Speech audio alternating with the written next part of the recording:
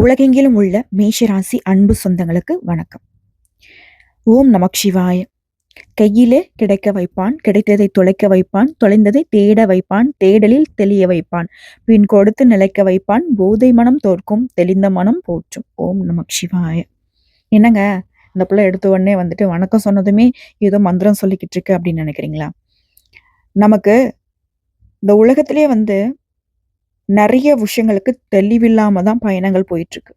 சொல்லப்போனா நம்ம ஏன் பிறந்தோம், ஏன் அப்படி கஷ்டப்படுறோம், நமக்கு எப்போதான் நல்ல காலம் பிறக்கும், இப்படி எல்லாருக்குமே எதிர்பார்ப்பு அப்படிங்கிறது தொடர்ந்து இருந்துகிட்டே இருக்கு இல்லையா?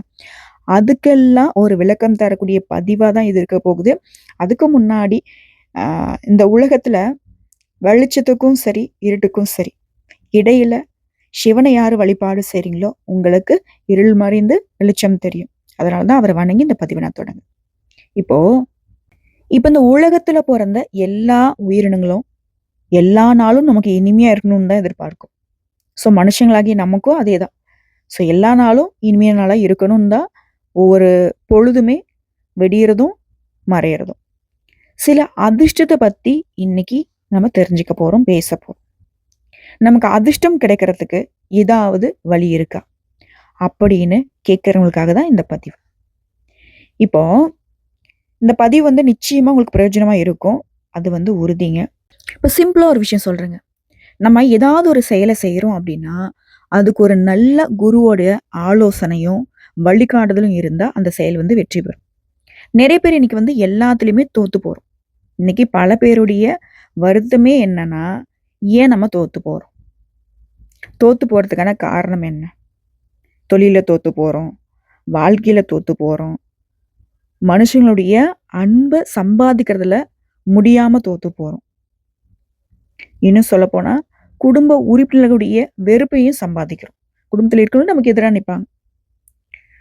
ஸோ அப்ப வருமானத்திலுமே திருப்தி இல்லாத அதிருப்தியை சம்பாதிக்கிறோம். ஸோ எல்லா திறமையும் இருக்கு. எந்த ராசிக்காரங்களா இருந்தாலும் சரி,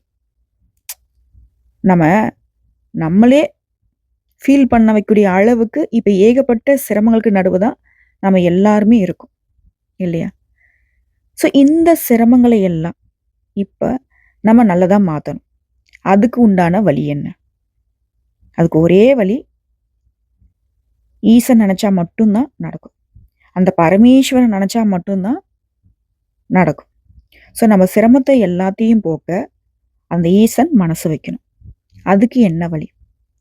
அவர் சில நேரங்கள்ல நினைப்பார். அவர் நினைக்கிறத நம்மளும் நினைக்கிறோம், அவ்வளவுதான்.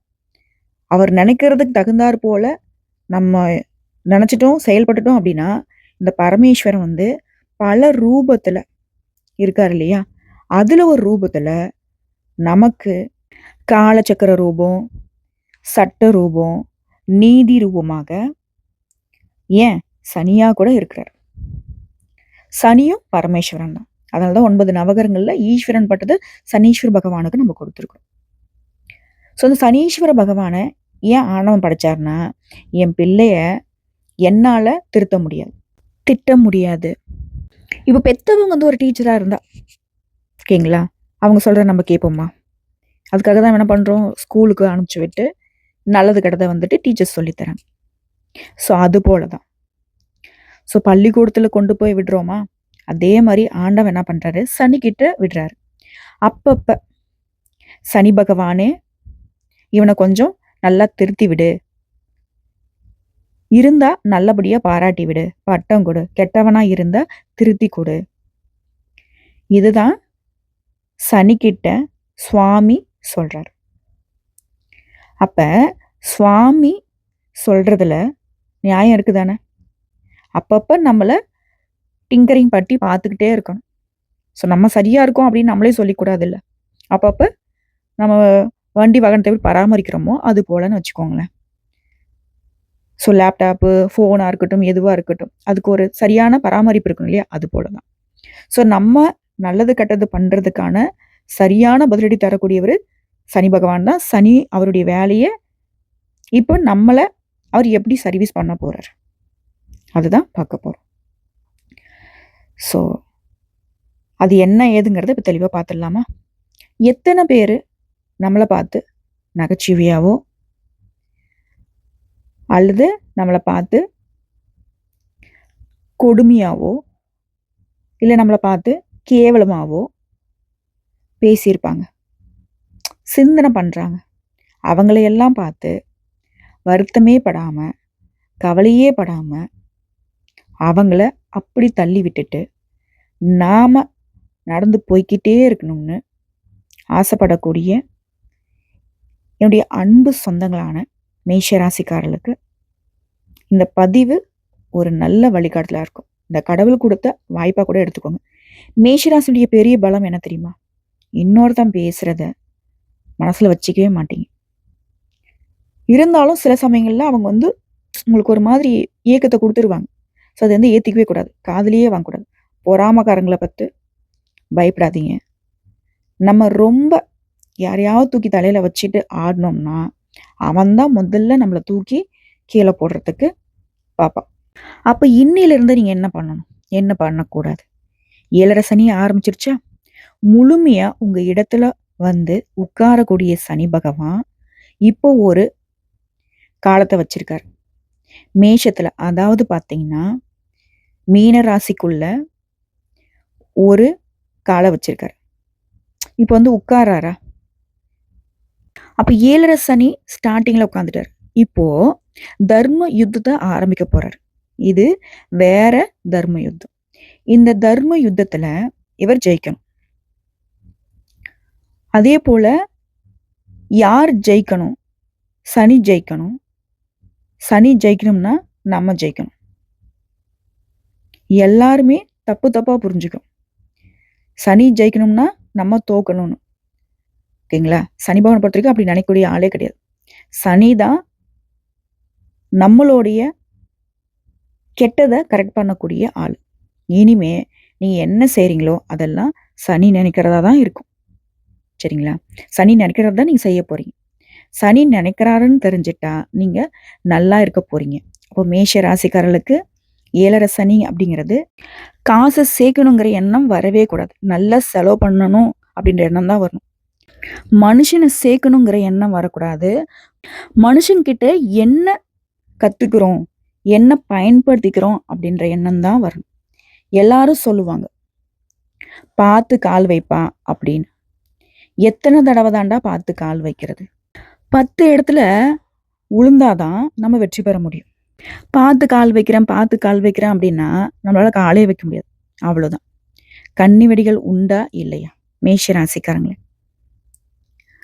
அதாவது மேஷத்தை பொறுத்த வரைக்கும் 7.5 சனி ஒரே சனி. ஆனா பயம் இல்லாம தைரியமா இறங்கணும். இடம் வாங்கணுமா, இடம் வாங்க. வீடு கட்டணுமா, வீடு கட்டுங்க. அதே போல மனுஷனை சந்திக்கணுமா, மனுஷனை சந்திங்க. தைரியமா பேசுங்க. எந்த இடத்துல நமக்கு பிரச்சனை ஆரம்பிக்கும்? 7.5 சனியில எங்க பிரச்சனை ஆரம்பிக்கும், எங்க விரயம் ஆரம்பிக்கும்னா நம்ம முடிவை இன்னொருத்த எப்ப எடுக்கிறானோ அப்ப முடிவு பிரச்சனையா ஆரம்பிக்கும். இன்னைக்கு ஒரு ஊருக்கு போறதா இருந்தா நீங்க தான் முடிவு எடுக்கணும். ₹1 செலவு பண்றதா இருந்தாலையும் நீங்க தான் முடிவு எடுக்கணும். பல பேர்கிட்ட சொல்லுங்க, அதை பத்தி சொல்லுங்க. அவங்க எல்லாரும் ஐடியா பண்ணி ஃபைனலுக்கு உங்ககிட்ட வருவாங்க. நீங்க தான் முடிவெடுக்கணும். உங்க வீட்டில் முடிவெடுக்கிற பலனை இன்னொருத்தவங்க கிட்ட கொடுத்துடாதீங்க. மேஷ ராசிக்காரங்களே, அது ஆபத்து. உங்களால் அதை தாங்கிக் கொள்ளவே முடியாது. என்னைக்குமே மேஷ ராசிக்காரங்க பிரச்சனை எந்த இடத்துல சந்திக்கிறாங்கன்னா முடிவெடுக்கிறது இன்னொருத்தவங்க கிட்ட கொடுக்கறதுனால மட்டும்தான். ஸோ என்ன பண்ணும்? உஷாரா இருங்க. கடைசி வரைக்கும் போராடுங்க. எல்லாருடைய மனசையும் உங்களால மாற்ற முடியும். சொல்லப்போனா எப்பேற்பட்ட சூழ்நிலையுமே உங்களுடைய சகாயத்துக்கு ஏற்படுத்தக்கூடிய வாய்ப்பு இருக்கு. கடவுள் அப்படிப்பட்ட அற்புதத்தை உங்களுக்கு கொடுத்துருக்கிறாரு. ஆருடமே அப்படிதான் சொல்லுது. சில பேர் சொல்லுவாங்க, பூனை கண்ணை மூடிட்டா உலகம் கண்ணை மூடிடும் அப்படின்னு. அது நினைச்சுக்குமா? பூனை என்ன நினைக்கும்? நம்ம கண்ணை மூடிட்டோம், உலகமும் இருண்டுடுச்சு அப்படின்னு. ஸோ மேஷ ராசிக்காரங்களே, இன்னைக்கு நல்லா தெரிஞ்சுக்குங்க. உங்களை யாராவது ஏமாத்த பிறந்திருக்காங்கன்னு நினைச்சிடாதீங்க.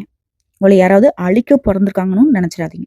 ஒரு பயிலும் இன்னும் பிறக்கலடா அப்படின்னு தான் நீங்க நினைச்சிட்டு போகணும். சரிங்களா? அப்படி நினச்சிட்டு போயிட்டீங்க அப்படின்னா, உங்களுடைய துணிச்சல், உங்களுடைய எதிரிக்கு பயமா மாறிடும். என்னடா அவன் இத்தன நாளா அவன் என்ன பண்றான், ஏது பண்ணாங்கிறத நம்மளால கணிக்க முடிஞ்சுச்சு. இப்ப என்னங்க இப்படி பேசுறானே அப்படின்னு உங்க எதிரிகள்லாம் பயந்து போவாங்க. ஓகேங்களா? எதிர்த்து நிக்க ஆரம்பிச்சுருங்க. புரியுதுங்களா? ஸோ மேச ராசிய பொறுத்தவரைக்கும், நீங்க நெனைக்கிறது கீழ விழுறனா, நீ யோசிச்சு தான் இருக்கணும். ஸோ எல்லாரும் உங்கள வந்து யூஸ் பண்ணிக்கிட்டே விட்டுட்டு போயிடுவாங்க. மத்தவங்க பயன்படுத்துறதுக்கு நம்ம வாய்ப்பை ஏற்படுத்தக்கூடாது. சரிங்களா? நம்மளுடைய வாழ்க்கைய நம்ம தான் வாழணும். நம்முடைய முடிவ நம்ம தான் எடுக்கணும். ஸோ அத மட்டும் ஞாபகத்துல வச்சுக்கிட்டா, மேஷம் கண்டிப்பா வெற்றி பெறுவது உறுதிதான். சனி பகவான பொறுத்தவரைக்கும் யார் ஒருத்தவங்க உஷாரா இருக்காங்களோ, அவங்கள வந்து ரொம்ப பிடிக்கும். ஸோ மத்தவங்க நம்மள ஏமாத்தக்கூடிய அளவுக்கு வாய்ப்பு கொடுக்கக்கூடாது. அப்ப என்ன பண்ணணும்? மத்தவங்க யூஸ் பண்ணாத அளவுக்கு நம்ம உயர்வா நிக்கணும். இந்த 7:30 சனியில சிவன அதிகமா வழிபாடு பண்ணுங்க. விபூதி பூசிக்கோங்க. மத்தவங்க விபூதி பூசாத அளவுக்கு பார்த்துக்கோங்க. உங்கள பொறுத்தவரைக்கும் இந்த 7:30 சனி காலம் சுப விரய காலமா தான் இருக்கும். கார் வாங்குவீங்க, கல்யாணம் பண்ணுவீங்க, வீடு கட்டுவீங்க. ஆனா இது எல்லாத்தையும் சேர்த்து வைக்கணும்னு நினைக்கக்கூடாது. இதெல்லாம் நடத்தணும்னு நினைக்கக்கூடாது. அதுவா நடக்கும். சுவாமி வந்து அப்படிப்பட்ட ஒரு அனுகிரகத்த உங்களுக்கு கொடுக்க போறாரு, கொடுத்திருக்கிறாரு. ஆல்ரெடி சனி பகவான் உங்க இடத்துல நீசம் பெற்று இருக்கிறதுனால, உங்கள எந்த விதத்திலயும் கஷ்டப்படுத்த மாட்டார். புரிஞ்சுதுங்களா? ஸோ தேவையில்லாம ஹார்ட் பீட் அதிகப்படுத்தாதீங்க. டென்ஷன் ஆகாதீங்க. நெறைய தண்ணி குடிங்க. மேஷ ராசிக்காரர்களே. இந்த காலகட்டத்த பொறுத்தவரைக்கும் நெறைய தண்ணி குடிச்சுக்கணும். உங்களுடைய உடல வந்து ஆரோக்கியத்துல வந்து அக்கறை எடுத்துக்கணும். நார்மலா இருங்க. உங்கள பொறுத்தவரைக்கும் சுப செலவுகள அதிகமா கொடுப்பாரு. அதுக்கு தயாராயிக்கோங்க. சுப செலவுனா கல்யாணம் பண்றது, வீடு கட்டுறது இது போல. ஒரு குறையும் இல்லாம நல்லா இருக்க போறீங்க. பயங்கிறத தூக்கி போடுங்க. உங்கள பார்த்தா எல்லாரும் பயப்படணும். அதுதான் உங்களுடைய தாரக மந்திரமா இருக்கணும். பயம் உங்க கண்ணுல துளி கூட தெரியக்கூடாது. ஸோ மேஷம் வந்து சவால் விட்டு சொல்றேன். இந்த 7:30 சனி உங்கள வந்து பாதிக்காது. 7:30 சனியால நீங்க பாதகம் இல்லாம சாதகப்படுத்த போறீங்க. சாதனை படைக்க போறீங்க. பல பேர புரிஞ்சுக்க போறீங்க. புரிஞ்சுகிட்ட மாதிரி காட்டிக்காம இருங்க. இங்க தான் உங்களுடைய பலம். உங்களுக்கு வந்து இத்தனை நாளா ஒருத்தன் குழி பறிச்சிருப்பான். ஓகேங்களா? அவனை கண்டும் காணாம இருங்க. ஆனா அவனை கண்காணிச்சுக்கிட்டே இருங்க. இது செஞ்சு பாருங்க. 7:30 சனியில எதிர்த்து நிக்க போறீங்க. எழுந்து நிக்கிறது மட்டும் இல்லாம ஒரு எழுச்சியா நிக்க போறீங்க. ஒரு எழுச்சிங்கிறது எப்படி ஆரம்பமாகும் தெரியுமா? ஒரு நல்ல துவக்கம் தான். ஸோ இது வந்து உங்களுக்கு ஒரு நல்ல துவக்கமா இருக்க போகுது. நல்லதே நடக்கும். அதே போல ஒரு நல்லது நடக்கணும்னு சொல்லிட்டு பரிகாரம் பண்றேன்னு ஒரு சிலர் கேட்பீங்க. ஸோ இந்த பரிகாரத்துல எல்லாரும் பண்ற பெரிய தப்பு என்ன தெரியுமா? யாருக்கும் தெரியாம போய் பண்ணிட்டு வரும். அதுதான் தவறு. இந்த பரிகாரம் பண்றப்போ எல்லாரும் பண்ற ஒரு பெரிய தப்பு என்ன தெரியுமா? யாருக்குமே தெரியாம போய் பண்ணிட்டு வரும். அதுதான் தப்பு.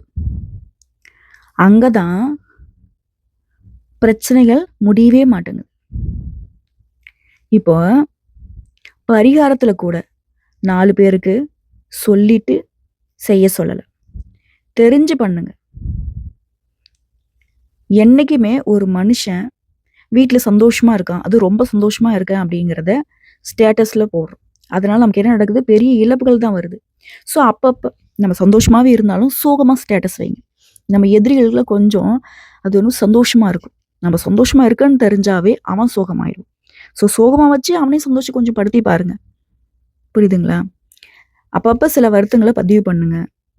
ஸ்டேட்டஸ் மூலமா நண்பர்களுக்கு, சொந்தக்காரங்களுக்கு, தெரிஞ்சவங்களுக்கு, எல்லா உறவுகளுக்குமே மற்றவங்க எல்லாம் ரொம்ப சந்தோஷப்படுவாங்க. என்னைக்குமே நல்லா தெரிஞ்சுக்குங்க.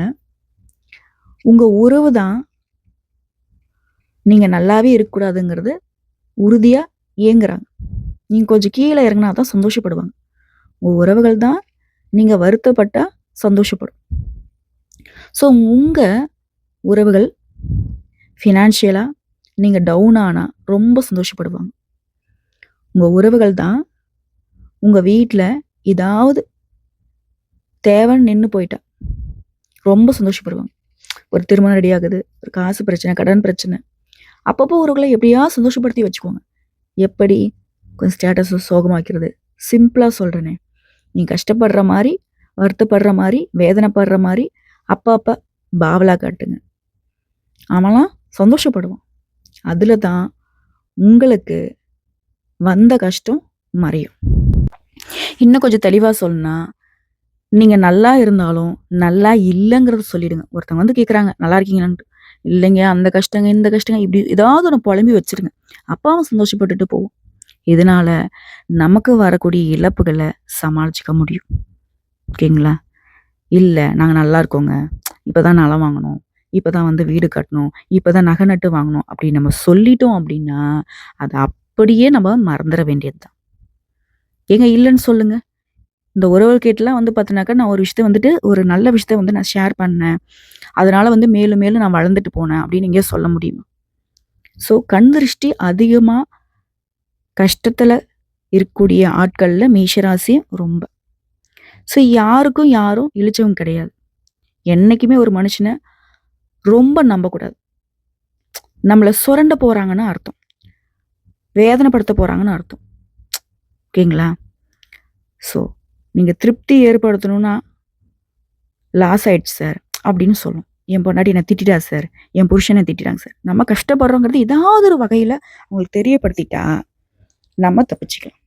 என் ஃப்ரெண்டை ஏமாத்திட்டான், காசு போயிடுச்சு, இப்படி சோகமாக இருக்கணும். எவனாவது வாரத்துக்கு ஒரு தடவை உங்களை ஏதாவது ஒன்று கேட்கணும், என்னடா வருத்தமாக இருக்கான்னு கேட்கணும். அப்போ தான் மேஷம் வந்து நல்லா இருப்பீங்க. ஏன் சார் இப்படி ஆயிட்டீங்கன்னு கேட்கணும். ஏன் சார் உங்களை ஏன் இப்படி டல்லாக இருக்கீங்க அப்படின்னு கேட்கணும். ஏமா பொலிவிழந்து இருக்க அப்படின்னு கேட்கணும். முன்ன மாதிரி இல்லையேன்னு கேட்கணும். ஆனால் உள்ளுக்குள்ள உங்களுக்கு நல்ல ஒரு நிலை இருக்கும். ஸோ வெளியில் கல்லடி பட்டாலும் கண்ணடி படக்கூடாதுன்ட்டு பெரியவங்க சொன்னாங்க இல்லையா? அது வந்து மேஷத்துக்கு தொடர்ந்து வந்து பாதிப்பு கொடுத்துட்டே இருக்கு. அதுக்கான வழிமுறைகளை தான் நம்ம பார்த்துட்டு இருக்கோம். வயிற்றுச்சல் பிடிச்சவங்க அவங்க நம்மளை வந்து கீழே தள்ளணும்னு நினைக்கிறாங்க. கடவுள் கொடுக்க நினைச்சாலும் உறவுக்காரங்களுக்கு தெரிஞ்சிச்சுனாக்கா அதை வந்து அழிச்சிருவாங்க, வாழவே விட மாட்டாங்க. இப்போ விற்கிற விலைவாசியில் ஒரு பவுன் நகை கூட வாங்க முடியாது. நானும் நம்ம ஒரு பவுன் ஏதோ கஷ்டப்பட்டு போட்டுட்டு போனோம்னு வச்சுக்கோங்களேன், ஜொலிக்கிறா பாரு, ஜொலிக்கிறான் பாரு அப்படின்னு சொல்லி பேசியே அந்த கண் திருஷ்டிலேயே அந்த நகை நட்டை வந்து போய் நம்ம அடகு வச்சு தோத்து போகிற மாதிரி பண்ணிடுவாங்க. ஓகேங்களா? ஆனால் நம்ம எவ்வளோ கஷ்டப்படுறோங்கிறத யாரும் புரிஞ்சிக்க மாட்டாங்க. ஸோ மேஷ ராசி நல்லா இருக்கணும்னு நினச்சா என்ன பண்ணுறீங்க ஏது பண்ணுறீங்கிறத திட்டம் போட்டுக்கோங்க. சனி பகவானை பொறுத்த வரைக்கும் நிறைய வாய்ப்புகள் கொடுப்பாரு, பயப்பட வேணாம். உண்மையாகவும் உங்கள் உழைப்பை நம்பி மட்டும் இருந்து பாருங்க, மேஷத்துக்கு தொடர்ந்து வெற்றி கிடைக்கும். ஓகேங்களா? உலகம் அப்படிதான், உலகத்துல இருக்கும். அப்போ கடவுள் சில சூத்திரங்களை நமக்கு கற்றுக் கொடுத்துருக்காரு, இப்படி இருப்பா அப்படி இருப்பான்னு. ஸோ அந்த வகையில் சனீஸ்வர பகவான் உங்களுக்கு நிறைய வாய்ப்புகளையும் வழிகாட்டுதலையும் கொடுப்பாங்க. இதை மட்டும் தெரிஞ்சுக்கிட்டா போதும், நம்ம சில விதிவிலக்குகளை எழுதிட முடியும். இது நாள் வரைக்கும் மேஷராசி பட்ட கஷ்டத்திற்கு இந்த பதிவு ஒரு விமோச்சனமா இருக்க போகுது. என்ன பண்ணாலும் சரி, எங்கேயாவது ஒரு இடத்துல தாழ்வு மனப்பான்மை வந்துடுது, எங்கேயாவது ஒரு இடத்துல கீழே விழுந்துடும். ஸோ இந்த சனி பேச்சில் உங்களுக்கு சங்கடத்தை கொடுக்க மாட்டாருங்கிறத முதல்ல நம்புங்க. சங்கடம்ங்கிற வார்த்தைக்கே இடம் கிடையாது, அது உங்கள் பக்கத்தில் கூட வராது. ஓகேங்களா? இதனால் வரைக்கும் இருக்கக்கூடிய சங்கடம் கூட இப்போ மறைஞ்சுதான் போகும். உறவுகள் தான் சங்கடம், அது எந்த உறவு, அது பக்கத்தில் வச்சுக்கணுமா இல்லை தள்ளி வைக்கணுமாங்கிறத நீங்கள் தான் முடிக்கணும். அதே போல் யாரையுமே அதிகமாக நம்பாதீங்க. எந்த ஒரு பிரச்சனை தான் சரி, சிம்பிள், நீங்களே சமாளிங்க. பிள்ளையார கும்பிடுங்க காலைல 5 மணிக்கு. ஓகேங்களா? முடிஞ்ச வரைக்கும் தெய்வத்தை நம்பி தெய்வ வழிபாடு செய்கிறதுனால, விநாயகர் பெருமான் கிட்ட நீங்கள் வழிபாட வைக்கிறதுனால புத்தி தெளியும், நல்ல வேலை கிடைக்கும், ஆக்டிவாக இருப்பீங்க, முடியவே முடியாதுன்ற விஷயத்தெல்லாம் முடிச்சு காட்டுவீங்க. தப்போ சரியோ அதை வந்து கடவுள்கிட்ட ஒப்படைச்சிட்டு உங்கள் வழியை நோக்கி பயணம் பண்ணுங்க, நல்லதே நடக்கும். அதே போல் உடற்பயிற்சி பண்ணுங்க, மூச்சு பயிற்சி பண்ணுங்க. அப்பப்போ டைம் கிடச்சிச்சுனாக்கா உங்களால் முடிஞ்ச அளவுக்கு 4 பேருக்கு உதவி பண்ணுங்க. ஓகேங்களா? ஆரோக்கியம் முக்கியம், உறவுகள் முக்கியம், அதை விட நீங்கள் முக்கியம். அதை தெரிஞ்சுக்கிட்டு டென்ஷன் ஆகாமல் சிறப்பாக வேலையை பாருங்கள். ஓகேங்களா? கோயிலுக்குள்ளனும் போக முடியலனாலும் பரவாயில்ல, வீட்டிலேயே விநாயகர் பெருமானுக்கு வழிபாடு செய்யுங்க. விநாயகப்பெருமானுடைய கோயிலுக்கு போக முடிஞ்சால் சனிக்கிழமையில் அவருக்கு பிடிச்சமான அருகம்புல் மாலை சாற்றி வழிபாடு பண்ணுங்க. முடிஞ்ச அவருக்கு பிடிச்சமான மோதகம்லாம் படிங்க. ஞாபக சக்தி வளரும். நம்ம நிறைய பேர் மறந்துட்டாங்க இல்லையா? அவங்க மறக்காத அளவுக்கு நம்ம சாதனைகள் செய்யக்கூடிய அளவுக்கு சிறப்பு கொடுத்துருவாரு. நம்மளை ஏமாத்துறவன், நம்மளை ஏமாத்துனவன், நம்மளை எதிரியா நினைக்கிறவன், நமக்கு எதிராக செயல்படுறவன், அவங்களுடைய செயல்பாடுகள் எல்லாமே உங்களுக்கு தெரிஞ்சு நீங்கள் அடக்கக்கூடிய அளவுக்கு புத்திசாலித்தனத்தை அந்த விநாயகர் பெருமான் கொடுப்பார். சரிங்களா? ஒரு அறிவு களஞ்சியமாக நீங்கள் செயல்பட போகிறீங்க. ஸோ இந்த சனி பயிற்சி சிறப்பு தான். சனிக்கிழமையில் ஆஞ்சநேயர் வழிபாடும் விநாயகர் பெருமானுடைய வழிபாடும் செய்ய செய்ய செய்ய உங்களுக்கு கொஞ்சம் கொஞ்சமாக மனதைரியம், உடல் வலிமை எல்லாமே வந்து சேரும். எல்லா பயலும் உங்களை பார்த்து பயப்படுவான். எல்லாருடைய வாழ்க்கையிலுமே ஒரு கஷ்டம் வரும், ஒரு மைனஸ் வரும். அந்த மைனஸை வந்து ப்ளஸ்ஸாக மாற்றுறதுங்கிறது கடவுள் வழிபாடு தான். ஓகேங்களா?